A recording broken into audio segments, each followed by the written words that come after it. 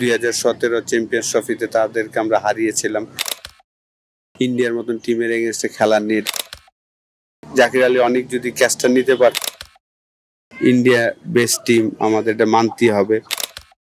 এখন এই আইসিসি ইভেন্টে খেলতে যাচ্ছে, আমাদের প্রিপারেশনটা ভালো হয় না। বিডি আর্কাইভ থেকে আমি প্রত্যহ কাব্য স্বাগত জানাচ্ছি আপনাদের। ভারতের বিপক্ষে বড় হার দিয়েই চ্যাম্পিয়ন্স ট্রফির মিশন শুরু করলো টাইগাররা। কতটুকু প্রত্যাশা মেটাতে পেরেছে, কতটুকু প্রাপ্তি আছে প্রথম ম্যাচ পর, তা নিয়ে কথা বলবো বাংলাদেশ ক্রিকেটের প্রথম সুপারস্টার মোহাম্মদ আশরাফুলের সাথে। বোলিং সাইডে যদি আমরা একটু দেখি, একাদশে নাহিদ রানা না থাকা কি কিছুটা অবাক করেছে আপনাকে? অনেকটা অবাক করেছে, কারণ আপনার ওয়ার্ল্ডের ফাস্টেস্ট বলার এই মুহূর্তে 150 কিলোমিটার বল করতে পারে আপনার টিমে আছে, তাকে আপনি ইন্ডিয়ার মতন টিমের এগেনস্টে খেলার নিয়ে এটা একটা অবাক করার মতনই। যেহেতু হয়তোবা তারা তাকে সেভ করে রেখেছেন নেক্সট 2 ম্যাচের জন্য মনে হয়, কিন্তু আমাকে অনেক অবাক করেছে। ভারতের সাথে বাংলাদেশের প্রথম ম্যাচ হয়েছে, প্রত্যাশা ছিল অনেক বেশি, কতটুকু হতাশ হয়েছে?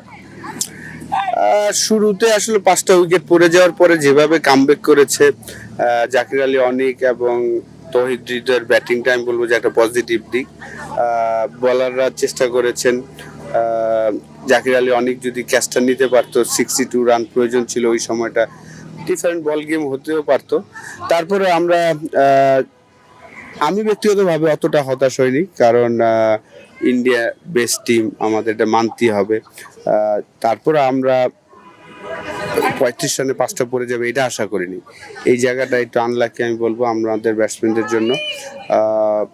পজিটিভ দিক অবশ্যই, 2টা ব্যাটসম্যানের একটা পার্টনারশিপ, একটা 100 একটা 68 রানের একটা রান, এটা তাদের একটা পজিটিভ দিকটা আমি মনে করি। রিশাদের ভালো বোলিং, মিরাজের বোলিং ভালো, তাসকিন ভালো বল করেছেন। তো ওভারঅল আর একটু বেটার পারফরমেন্স হলে, আর 30-40টা রান বেশি হলে হয়তো ডিফারেন্ট রেজাল্ট হতে পারতো। এই যে টপ অর্ডারের কথা বলছিলাম, টপ অর্ডারের ব্যাটিং ব্যর্থতা এটা কিন্তু অনেক দিন ধরে হচ্ছে। সমস্যাটা আসলে কোথায় হচ্ছে বলে অ্যাজ ক্রিকেট আপনি কি মনে করেন? দেখেন, আসলে কয়েকটা লুজ শট ছিল, সৌম্য সরকারের আউটটা লুজ শট ছিল। শান্ত আনলাকি হয়তোবা সে মনে করতে পারে, অবশ্যই আনলাকি যে আরেকটু এদিক ওদিক হলে হয়তোবা 4 রান হতো, হাতে চলে গিয়েছে। কিন্তু যেহেতু আপনি টপ অর্ডার ব্যাটসম্যান, আপনার যেই শটটা আপনি খেলবেন এটা মিনিং করে খেলা উচিত।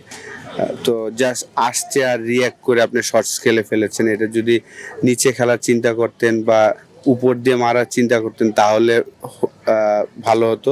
জাস্ট সে যেইভাবে আসছে সেইভাবে সে চালিয়ে দিয়েছেন। এটা যেন ক্যাচিং হাইট ছিল বলে কিন্তু আউটটা হয়ে গিয়েছে। তানজিম তামিম সেট হচ্ছেন ম্যাক্সিমাম ম্যাচই, কিন্তু বড় করতে পারছেন না। এটা একটা সময় এসেছে, আমি মনে করি যে তার এই জিনিসটা নিয়ে একটু চিন্তা করা, যে সেট হওয়ার পরে যেন উইকেটটাতে কীভাবে আরও লম্বা সময় থাকা যায়, টিমের জন্য ভালো হবে সেই জিনিসটা।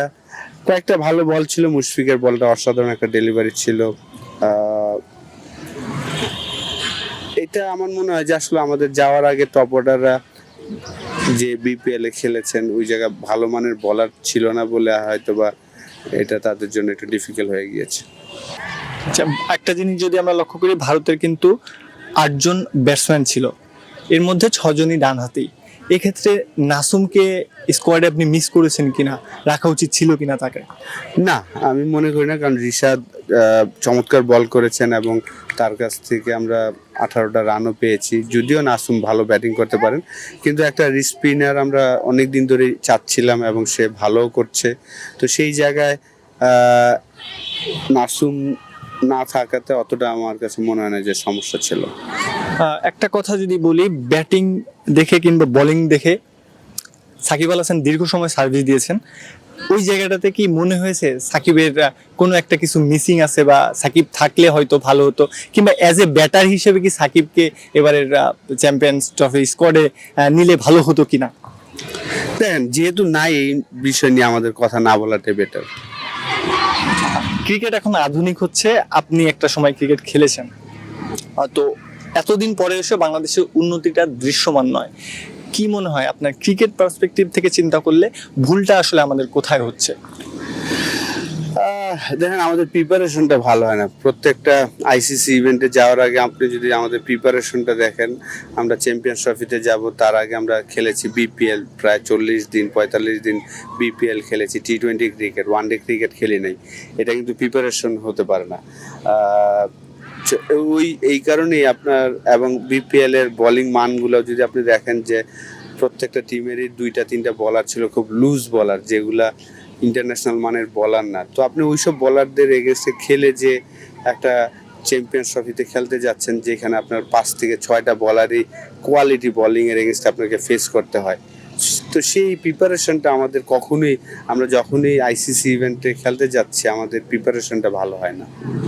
শেষ প্রশ্ন ভাইয়া আপনার কাছে করব, বাংলাদেশের বাকি মাত্র দুটো ম্যাচ নিউজিল্যান্ড এবং পাকিস্তানের সাথে, ভারতের বিপক্ষে এরকম পারফরমেন্সের পর কতটুকু আশা করছেন বা সম্ভাবনা কতটুকু দেখছেন?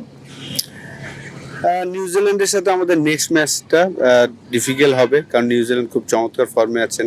রিসেন্টলি তারা ট্রাই নেশনে চ্যাম্পিয়ন হয়েছেন, প্রথম ম্যাচটা হোম টিমকে খুব ইজিলি হারিয়েছেন। তো তাদের এগেনস্টে নেক্সট ম্যাচটা কঠিনই হবে আমাদের।